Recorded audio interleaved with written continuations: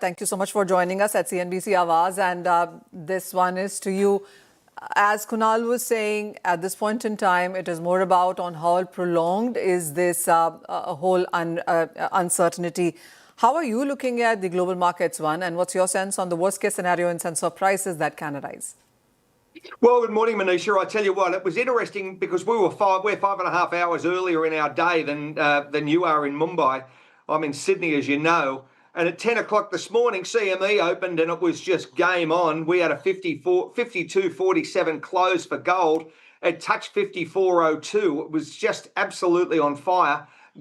Crude oil was very, very strong as well, as we know. Brent and WTI, they've given off some of those gains. But if this is going to be a protracted situation and it's going to run for days and possibly weeks, then I'm expecting, and what that does to it in the stent, if they shut the shipping of all forms of tankers through the Strait and airlines going into Dubai, Abu Dhabi and Qatar, then this changes the landscape and that's going to add significant horsepower to price, Manisha.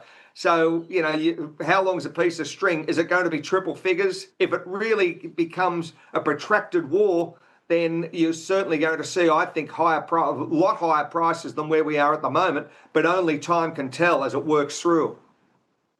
Is there any calculation that takes crude prices to $100?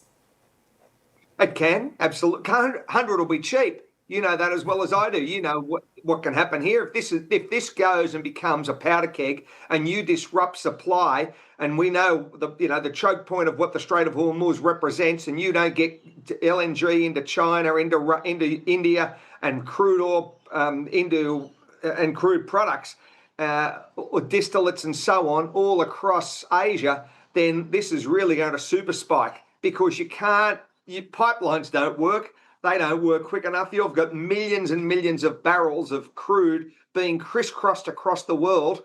If this was to shut and completely change the distribution landscape. Peter, what is your also sense on gas? Because Qatar is a country that is where we get a lot of gas from. Again, coming in from Strait of Hormuz.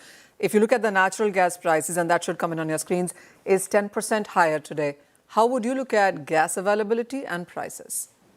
Well, we all understand, Australia is a number 3 player. You're looking at the best part of, I think, US first, Qatar second, and then Australia. So it's big export-driven market for the Qataris or nat gas. So that'll naturally impact. You've got NYMEX still sitting at 290. It's been sold off heavily over the last month, but I'm expecting it to bounce during the Asian trade as it comes to a close, and then naturally looking into Europe and then the US. So I'm expecting prices to hike up a little bit.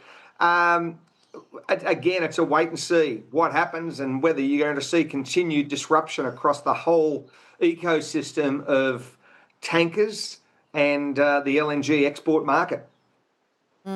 Peter, one final question. And when it comes to India's energy security, how are you reading into that? Because India's 40% crude comes via Strait of Hormuz. Exactly. So I understand the positioning that, you had your Prime Minister with Benjamin Netanyahu the other day. You've got a very, very strong strategic relationship with President Trump and with President Putin and with Saudi. So I don't think all of this would have been discussed, Manisha, and I would think that it'd be all worked through from a scenario planning perspective, that it's not going to leave countries in the wake of devastation, that they can't get energy to their population.